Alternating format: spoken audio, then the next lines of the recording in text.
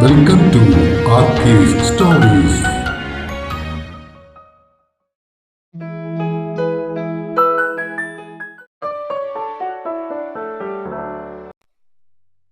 വില്ലോദ്രി ഭാഗം 18.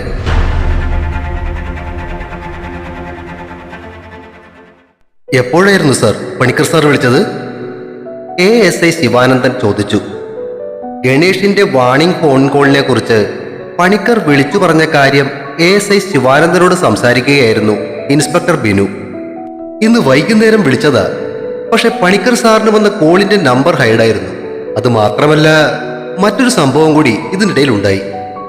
അദ്ദേഹം പറയുന്നത് എന്തെന്ന് കേൾക്കുവാനുള്ള ആകാംക്ഷയോടെ ശിവാനന്ദൻ മേശയുടെ മുകളിൽ കൈകുത്തി മുന്നിലേക്കൊന്ന് നീങ്ങിയിരുന്നു. അന്ന് ഇല്ലിത്താഴത്തെ ആ കുട്ടിക്കൊപ്പം ആക്സിഡന്റ് ആയ ആളില്ലേ, ആ വിജയ്, അയാളും സുഹൃത്തും ഇപ്പോൾ അവിടെയാണല്ലോ ജോലി ചെയ്യുന്നത്. അവർക്ക് നേരെ ഇന്ന് വൈകുന്നേരം ഹൈറേഞ്ച് റോഡിൽ വെച്ച് ഒരു ആക്രമണം ഉണ്ടായി. ആ സമയത്ത് അതുവഴി വന്ന ഒരാൾ അവരെ സഹായിച്ചു അത്രേ. അയാൾ ഒരു റിട്ടയർഡ് കേണലാണെന്നാ അവരോട് പറഞ്ഞത്. പക്ഷെ ഇൻട്രസ്റ്റിംഗ് ഫാക്ട് അതല്ല, അയാളുടെ പേരും ഈ ഗണേഷ് ഗിരിധർ എന്ന് തന്നെയാ. ഇതൊരുമാതിരി സിനിമാ കഥ പോലെ ഉണ്ടല്ലോ സാർ. You said it. ഈ പറഞ്ഞ ഗണേഷ് എന്നയാളെ കുറിച്ച് കൂടുതൽ വല്ല വിവരവും കിട്ടിയോ സാർ?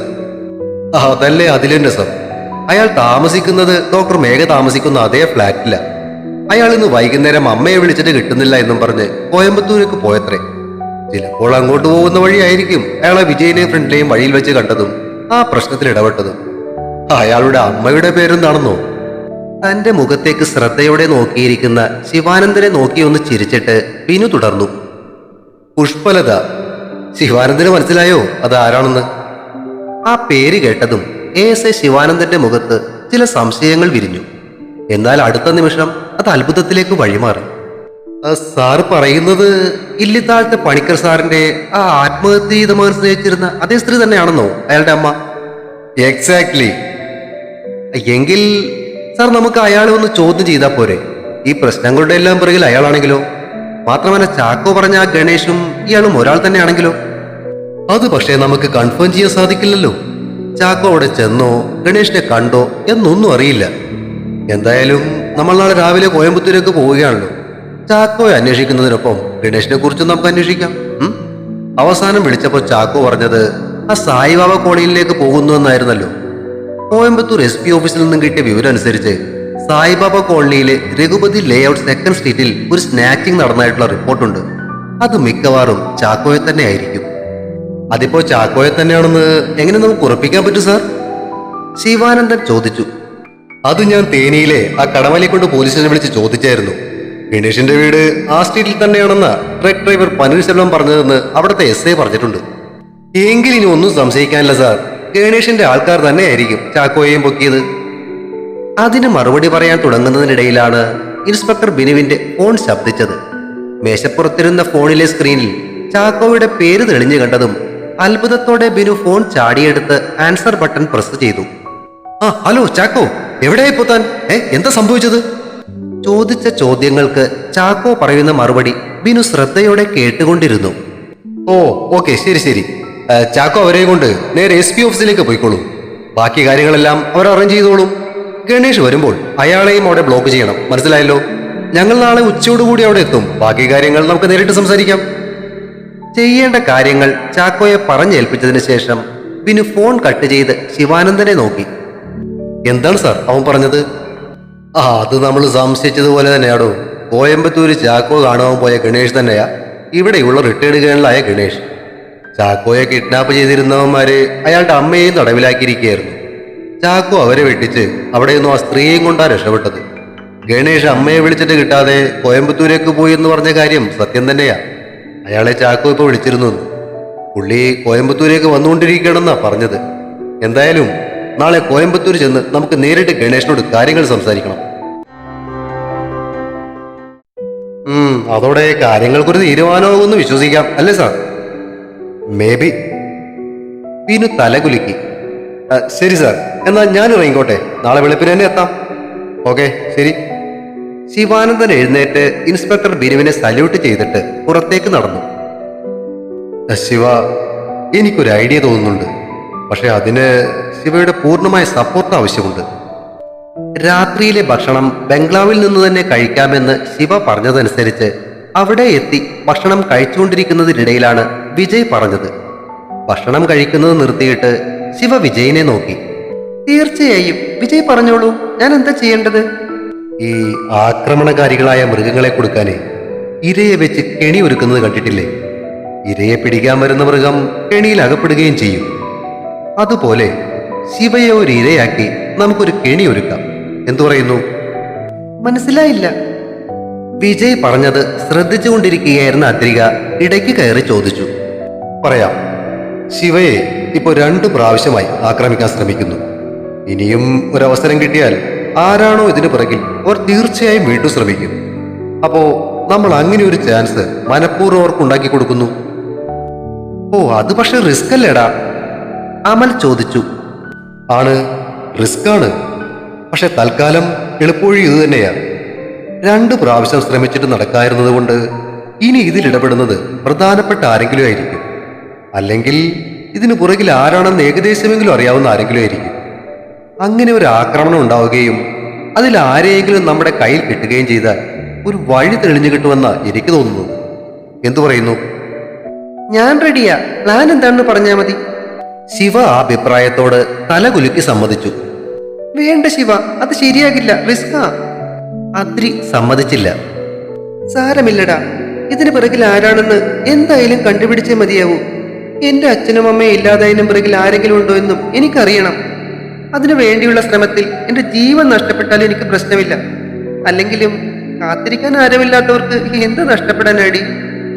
തെളിച്ചമില്ലാത്തൊരു ചിരിയോടെ ശിവ അദ്രികയെ നോക്കി പറഞ്ഞു. എന്തിനാടാ നീ ഇങ്ങനെയൊക്കെ പറയുന്നേ? അപ്പൊ പിന്നെ ഞങ്ങളൊക്കെ ആരാ? ശിവയുടെ കണ്ണുകൾ നിറയുന്നത് കണ്ട അദ്രിക എഴുന്നേറ്റ് ശിവയുടെ കസേരയ്ക്ക് പിറകിൽ ചെന്ന് അവളെ ചേർത്തു പിടിച്ചു. ഇറ്റ്സ് ഓക്കെ വിജയ്, പ്ലാൻ പറയ്. അല്പനേരത്തേക്ക് നിശബ്ദയായിരുന്നതിന് ശേഷം ശിവ പറഞ്ഞു. ഏതെങ്കിലും വിജനമായ ഒരു സ്ഥലത്തേക്ക് നമ്മളൊരു ട്രിപ്പ് പ്ലാൻ ചെയ്യുന്നു. നമ്മൾ 4 പേർ മാത്രം. അതാണ് എന്റെ പ്ലാൻ. ആരെങ്കിലും ശിവയുടെ പുറകുണ്ടെങ്കിൽ തീർച്ചയായും അവിടെ വെച്ചൊരു അറ്റാക്ക് ഉണ്ടാകും. ഞങ്ങളിൽ വിശ്വാസമുണ്ടെങ്കിൽ ഈ പ്ലാനുമായി നമുക്ക് മുന്നോട്ട് പോകാം. നിങ്ങള് ആലോചിച്ചിട്ട് പറഞ്ഞാൽ മതി. ആലോചിക്കാൻ ഒന്നുമില്ല വിജയ്, ഞാൻ ഇപ്പോഴേ റെഡി. എവിടെ പോകണമെന്ന് മാത്രം പറഞ്ഞാൽ മതി. ശരി, അങ്ങനെയാണെങ്കിൽ സ്ഥലം ഞാൻ ഡിസൈഡ് ചെയ്തിട്ട് പറയാം. ഓക്കെ, അത് മതി. അതുകൂടാതെ ആ ജെറാൾഡിന്റെ കാര്യം കൂടി നിങ്ങളൊന്ന് അന്വേഷിക്കണം. അവന് യഥാർത്ഥത്തിൽ എന്താ സംഭവിച്ചതെന്ന് എനിക്കറിയണം വിജയ്. അതും നമുക്ക് അന്വേഷിക്കാം. എന്തായാലും അന്നത്തെ ആ സംഭവത്തിന് ശേഷം പിന്നീട് ജെറാൾഡിന്റെ ഫോൺ കോളുകളൊന്നും വന്നില്ലല്ലോ അല്ലേ? ഇല്ല. ശിവയുടെ മുഖത്ത് വീണ്ടും ദുഃഖം നിറഞ്ഞു. എനിക്ക് പരിചയമുള്ള ഒരാൾ സൈബർ സെല്ലിലുണ്ട്. ആ ജെറാൾഡിന്റെ നമ്പർ ഞാൻ അവന് കൊടുത്തിട്ടുണ്ട്. ഇനി ആ ഫോൺ എവിടെയെന്തെങ്കിലും വെച്ച് സ്വിച്ച് ഓൺ ആവുകയാണെങ്കിൽ അത് ട്രേസ് ചെയ്യുന്ന കാര്യം അൺഒഫീഷ്യലായിട്ട് തന്നെ ഞാൻ അറേഞ്ച് ചെയ്തിട്ടുണ്ട്. ആ ഗണേഷിന്റെ കാര്യം എങ്ങനെയാ? വിജയ് പറഞ്ഞു കഴിഞ്ഞതും അദ്രി ചോദിച്ചു. അയാള് കോയമ്പത്തൂരേക്ക് പോയിരിക്കണമെന്നാണല്ലോ പറഞ്ഞത്. എന്തായാലും തിരിച്ചു വരട്ടെ, നമുക്ക് പുള്ളിയോട് നേരിട്ട് തന്നെ ചോദിക്കാം. കൈ കഴുകാനായി എഴുന്നേൽക്കുന്നതിനിടയിൽ അമൽ മറുപടി പറഞ്ഞു. ആ സമയം പോക്കറ്റിൽ കിടന്ന് ഫോൺ റിങ് ചെയ്യുന്നത് കേട്ട് ശിവ എടുത്തു നോക്കി. മുത്തച്ഛനാണല്ലോ വിളിക്കുന്നത്, എന്താണാവോ കാര്യം? സ്വയം ചോദിച്ചുകൊണ്ട് അവൾ ഫോൺ ചെവിയിലേക്ക് ചേർത്തു. അമലിനോട് സംസാരിച്ചതിന് ശേഷം ഫോൺ കട്ട് ചെയ്ത് തിരിഞ്ഞ മേഘ വാതിൽപ്പടിയിൽ ചാരി തന്നെയും ശ്രദ്ധിച്ചു നിൽക്കുന്ന ശില്പയെ കണ്ട് ഒന്നിളിച്ചു. അതെ, എന്താ മോളെ ഒരു ഇളക്കം? വിജയനോടാണോ നീ ഇത്രയും നേരം സംസാരിച്ചേ? അവിടെ നിന്നുകൊണ്ട് തന്നെ ശില്പ ചോദിച്ചു. അതെ, പിന്നെ അവസാനം അമലിനോടും. ചെറിയൊരു കള്ളലക്ഷണത്തോടെ പറയുന്ന അവളുടെ മുഖത്തേക്ക് ശില്പ സൂക്ഷിച്ചു നോക്കി. അത് പറയ്, അതാ നിന്റെ മുഖത്ത് പതിവില്ലാത്തൊരു കള്ളലക്ഷണം. ഒന്ന് പോയേടി, എന്ത് കള്ളലക്ഷണം എന്നാ പറയുന്നേ? അമൽ എന്നെ ഒന്ന് കളിയാക്കി, തിരിച്ച് ഞാനും ഒന്ന് പറഞ്ഞു, അത്രയേ ഉള്ളൂ. പൂവ്, ഞാനതങ്ങ് വിശ്വസിക്കുകയും ചെയ്തു, പോരെ? അവളുടെ അടുത്തേക്ക് വന്ന് കട്ടിലേക്ക് ഇരുന്നിട്ട് ശില്പ പറഞ്ഞു. ഇടി, ഞാൻ സത്യമായിട്ട് പറഞ്ഞതാ, നീ വിശ്വസിക്കേ. ആ, സമ്മതിച്ചെന്നേ, ഞാൻ വിശ്വസിച്ചു. അതിരിക്കട്ടെ, വിജയൻ തന്നെ ഇപ്പൊ വിളിച്ചേ? ആ, അതോ, അത് നമ്മുടെ ആ കേരളങ്ങളിനെ പറ്റി ചോദിക്കാനായിരുന്നു. പുള്ളിയുടെ പേരെന്താണ്, ആളെങ്ങനെയാ എന്നൊക്കെ വിജയേട്ടൻ ചോദിച്ചു. എന്നതാടി കാര്യം? ആവോ, അത് പറഞ്ഞില്ല. നേരിട്ട് കാണുമ്പോ പറയാമെന്നാ പറഞ്ഞത്. എന്തായാലും അങ്കിളിനൊന്ന് വിളിക്കാല്ലേ? കോയമ്പത്തൂരേക്ക് ബുള്ളറ്റിനല്ലേ പോയിരിക്കുന്നേ? എവിടെ എത്തിയെന്ന് ചോദിക്കാം. ഓക്കെ. പക്ഷെ വിജയ് വിളിച്ച കാര്യമൊന്നും നീ ഇപ്പൊ പറയണ്ടോ? No, never. ഫോൺ വീണ്ടും എടുത്തുകൊണ്ട് മേഘ മറുപടി കൊടുത്തു. മുത്തച്ഛൻ എന്താടാ പറഞ്ഞേ? ഫോൺ കട്ട് ചെയ്തതിന് ശേഷം ആലോചനയോടെ ഇരുന്ന ശിവയുടെ മുഖത്തെ ഭാവങ്ങൾ കണ്ട് അദ്രിക ചോദിച്ചു. ആ ഇൻസ്പെക്ടർ ബിനു കുറച്ചു മുന്നേ മുത്തച്ഛനെ വിളിച്ചിരുന്നുവെന്ന്. എന്താ കാര്യം? അദ്രി വീണ്ടും ചോദിച്ചു. ആ ഗണേഷ് എന്ന് പറഞ്ഞയാള് ഗിരിധ വില്ലിച്ചന്റെ മകൻ തന്നെയാണെന്ന്. മേഘ ചേച്ചിയുടെ ഫ്ലാറ്റിൽ താമസിക്കുന്നു എന്ന് പറഞ്ഞ ആൾ തന്നെയാ ഈ ഗണേഷ്. പക്ഷെ ഇന്നലെ രാത്രി അയാളുടെ അമ്മയെ കോയമ്പത്തൂരിൽ നിന്നും അവർ തട്ടിക്കൊണ്ടുപോയിരിക്കുന്നു. നമ്മുടെ സ്റ്റേഷനിലെ ഒരു CPO ചാക്കോ ഈ ഗണേഷിനെ കുറിച്ച് അന്വേഷിക്കാൻ വേണ്ടി കോയമ്പത്തൂർ ചെന്നപ്പോ അറിഞ്ഞതാത്രേ ഈ കാര്യങ്ങളെല്ലാം. അപ്പോ മേഘ ചേച്ചിയുടെ അമ്മയെ ഫോണിൽ വിളിച്ചിട്ട് കിട്ടുന്നില്ല എന്ന് അയാൾ പറഞ്ഞത് സത്യം തന്നെയാ? പോലീസ് എന്തിനാണാവോ ഇപ്പോൾ അയാളെ പറ്റി അന്വേഷിക്കുന്നത്? വിജയ് സംശയത്തോടെ ചോദിച്ചു. 2 കൊല്ലം മുന്നേ അച്ഛന്റെയും അമ്മയുടെയും കാറിലിടിച്ച ആ ട്രക്കിന്റെ ഡ്രൈവറെ ഈ അടുത്ത് തേനിയിൽ കുറച്ച് സ്ഥലം വാങ്ങിയിരുന്നുവെന്ന്. അതിനുള്ള കാശ് കൊടുത്തത് ഈ ഗണേഷാണെന്നാ പോലീസ് പറയുന്നത്. അപ്പോ എന്റെ സംശയം ശരി തന്നെയാ. ശിവയുടെ അച്ഛനും അമ്മയും മരിച്ച ആക്സിഡന്റ് മനഃപൂർവ്വം സൃഷ്ടിച്ചു തന്നെയായിരുന്നു. വിജയ് പറഞ്ഞത് കേട്ട് അവനെ നോക്കിയ ശിവയുടെ കണ്ണുകളിൽ ഒരു കനൽ എരിയുന്നത് അവൻ കണ്ടു. അങ്ങനെയാണെങ്കിൽ അതിന്റെ പുറകിൽ ആരായിരുന്നാലും ശരി, അവരെ ഞാൻ വെറുതെ വിടില്ല. എന്റെ പണം മുഴുവൻ ഉപയോഗിച്ചിട്ടുണ്ടെങ്കിലും ഞാൻ പകരം വീട്ടുക തന്നെ ചെയ്യും. പല്ല് ഞെരിച്ചുകൊണ്ട് പറയുന്ന ശിവയെ അദ്രി ഭയത്തോടെ നോക്കി. കൂൾ ഡൗൺ ശിവ, എന്തു തന്നെയായാലും ഞങ്ങൾ ശിവയോടൊപ്പം ഉണ്ടാകും. വിജയ് ശിവയെ ആശ്വസിപ്പിച്ചു. അപ്പോ ഇനിയെന്താ പോലീസിന്റെ പ്ലാൻ എന്ന് വല്ലതും പറഞ്ഞായിരുന്നോ? അമൽ ചോദിച്ചു. ആ ഗണേഷിനെ കുറിച്ച് അന്വേഷിക്കാൻ കോയമ്പത്തൂരിലെ അയാളുടെ വീട്ടിൽ പോയ ചാക്കോയെ ആരോ കിഡ്നാപ്പ് ചെയ്തെന്ന്. ഗണേഷിന്റെ അമ്മയെ കിഡ്നാപ്പ് ചെയ്തവർ തന്നെ അത്രേ ചാക്കോയെ കിഡ്നാപ്പ് ചെയ്തത്. അയാൾ അവരുടെ കയ്യിൽ നിന്നും എങ്ങനെയോ രക്ഷപ്പെട്ട് കുറച്ചു മുന്നേ ഇൻസ്പെക്ടറെ വിളിച്ചിരുന്നു എന്നാ മുത്തച്ഛൻ പറഞ്ഞത്. ആ ഇൻസ്പെക്ടറാ ഈ കാര്യങ്ങളെല്ലാം മുത്തച്ഛനെ വിളിച്ച് പറഞ്ഞത്.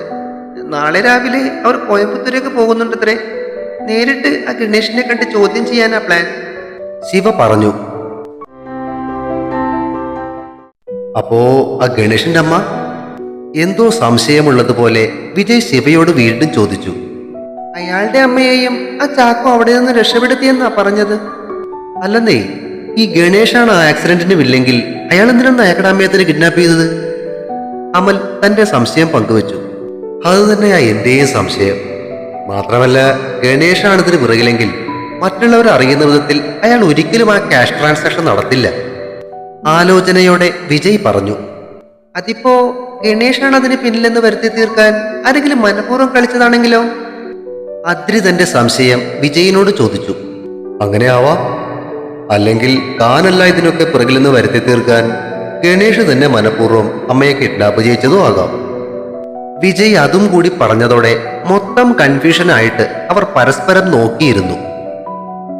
പിറ്റേന്ന് കാലത്ത് 11 മണിയായപ്പോഴേക്കും ഇൻസ്പെക്ടർ ബിനുവും ASI ശിവാനന്ദനും കോയമ്പത്തൂർ SP ഓഫീസിലേക്ക് എത്തിച്ചേർന്നു. SP ഓഫീസിന്റെ മുന്നിൽ കാത്തു നിന്നിരുന്ന ചാക്കോ അവരെ കണ്ടയുടൻ ചിരിച്ചുകൊണ്ട് അടുത്തേക്ക് വന്ന് സല്യൂട്ട് ചെയ്തു. ആ, വെൽ ഡൺ ചാക്കോ. സല്യൂട്ട് മടക്കിയ ശേഷം ഇൻസ്പെക്ടർ ബിനു ചാക്കോയ്ക്ക് ഷേക്ക് ഹാൻഡ് നൽകി. Thank you sir. SP Badri sir നമ്മളെ വെയിറ്റ് ചെയ്യുക. ചാക്കോ അവരെ ഓർമ്മിപ്പിച്ചു. ആ കേണൽ ഗണേഷോ, പുള്ളി എവിടെയുണ്ട്? ബിനു ചോദിച്ചു.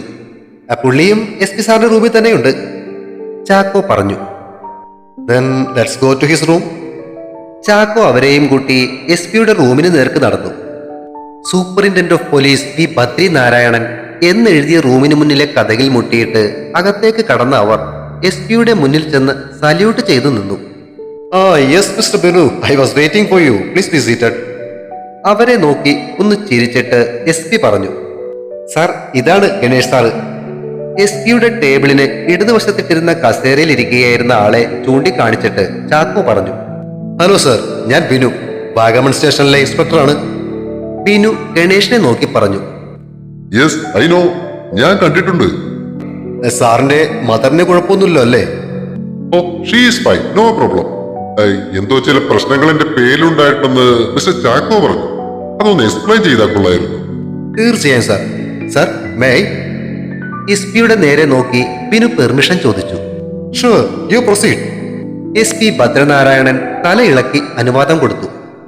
സർ, നാട്ടിലെ ഇല്ലിത്താഴത്ത് ഗോൾഡ് ആൻഡ് ഡയമണ്ട്സിന്റെ ഡയറക്ടർ ആദികേശവ പണിക്കരെ പറ്റി സർ കേട്ട് കാണുമല്ലോ അല്ലേ? ബിനു കസേര ഗണേഷിന് നേരെ തിരിച്ചിട്ട് ചോദിക്കാൻ തുടങ്ങി. യെസ്, അറിയാം. ഓക്കെ, കഴിഞ്ഞ ദിവസം അദ്ദേഹത്തിന് ഒരു റിട്ടേണിംഗ് കോൾ വന്നായിരുന്നു താങ്കളുടെ പേരിൽ. അതായത് താങ്കൾ അദ്ദേഹത്തിന്റെ മരിച്ചുപോയ മൂത്ത മകനായ ഗിരിധരന്റെ മകനാണെന്നും താങ്കൾക്ക് അവകാശപ്പെട്ട സ്വത്ത് കൊടുത്തില്ലെങ്കിൽ അതിന്റെ ഭവിഷ്യത്തുകൾ അനുഭവിക്കേണ്ടി വരുമെന്നും പറഞ്ഞായിരുന്നു ആ ഫോൺ കോൾ. അത് ഒരു പ്രൈവറ്റ് നമ്പറിൽ നിന്നും ആയിരുന്നുകൊണ്ട് കോൾ ചെയ്തത് ആരാണെന്ന് തിരിച്ചറിയാൻ പറ്റിയിട്ടില്ല. ബിനു പറഞ്ഞത് കേട്ട് ഗണേഷ് ബിനുവിനെ നോക്കി ഒന്ന് ചിരിച്ചു. സാർ ആ പറഞ്ഞതിൽ ഒരു കാര്യം ശരിയാ. ഞാൻ ആദികേശവ പണിക്കരുടെ മൂത്ത മകനായിരുന്ന ആ ഗിരിധരുടെ മകൻ തന്നെയാ. ഇത്രയും അറിഞ്ഞ സ്ഥിതിക്ക് എന്റെ അമ്മയ്ക്ക് ആ ആദികേശവ പണിക്കരിൽ നിന്ന് നേരിട്ട ദുരനുഭവങ്ങളെ പറ്റിയും സാർ അറിഞ്ഞാണല്ലോ. അങ്ങനെ ആലോചിച്ചാൽ എനിക്ക് ആ കുടുംബത്തോട് ദേഷ്യം തോന്നേണ്ടത് തന്നെയാ. പക്ഷെ ആസ് എ സോൾജിയർ അങ്ങനെ ഒരു ദേഷ്യം എനിക്ക് ഉണ്ടായിരുന്നെങ്കിൽ ഞാനത് തീർക്കുന്നത് മറഞ്ഞിരുന്നുകൊണ്ടായിരിക്കുകയില്ല. Hope you got my point. SPA യും കൂടി നോക്കിക്കൊണ്ടാണ് ഗണേഷ് പറഞ്ഞു നിർത്തിയത്. Okay sir, I understand. ഒരു കാര്യം കൂടിയുണ്ട്, ബിനു പറഞ്ഞു. Now what is that? Sir, Adikesava പണിക്കരുടെ സഹോദരിയായിരുന്ന ദേവകി മാഡത്തിന്റെ മകനും ഭാര്യയും 2 വർഷം മുൻപ് ഒരു ആക്സിഡന്റിൽ മരിച്ചുപോയിരുന്നു. അന്നേ ആക്സിഡന്റിനെ പറ്റി ചില സംശയങ്ങൾ ഡിപ്പാർട്ട്മെന്റിൽ ഉണ്ടായിരുന്നു. അന്ന് അവരുടെ കാറിലിടിച്ച ട്രക്കിന്റെ ഡ്രൈവർ ഈ അടുത്ത് തേനിയിൽ കുറെ സ്ഥലം വാങ്ങി. അതിനുള്ള കാശിന്റെ സോഴ്സ് അന്വേഷിച്ചപ്പോൾ ആ ഡ്രൈവർ പറഞ്ഞത് താങ്കളാ ആ കാശ് ട്രാൻസ്ഫർ ചെയ്ത് കൊടുത്തതെന്നാ. താങ്കൾ അയാൾക്ക് കൊടുക്കാനുണ്ടായിരുന്ന കാശാണെന്നാ അയാൾ പറഞ്ഞത്. What nonsense! കസേരയിൽ നിന്നും മുന്നിലേക്ക് ആഞ്ഞുകൊണ്ട് ഗണേഷ് ശബ്ദമുയർത്തി. തുടരും. വില്ലുവാദ്രി അടുത്ത ഭാഗം ഉടൻ പ്രതീക്ഷിക്കുക. സബ്സ്ക്രൈബ് ചെയ്യാത്തവരുണ്ടെങ്കിൽ ദയവായി സബ്സ്ക്രൈബ് ചെയ്ത് സപ്പോർട്ട് ചെയ്യണേ.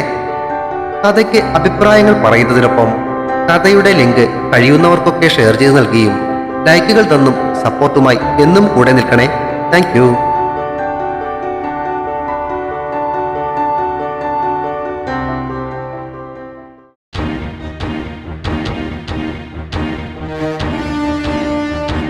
Sim.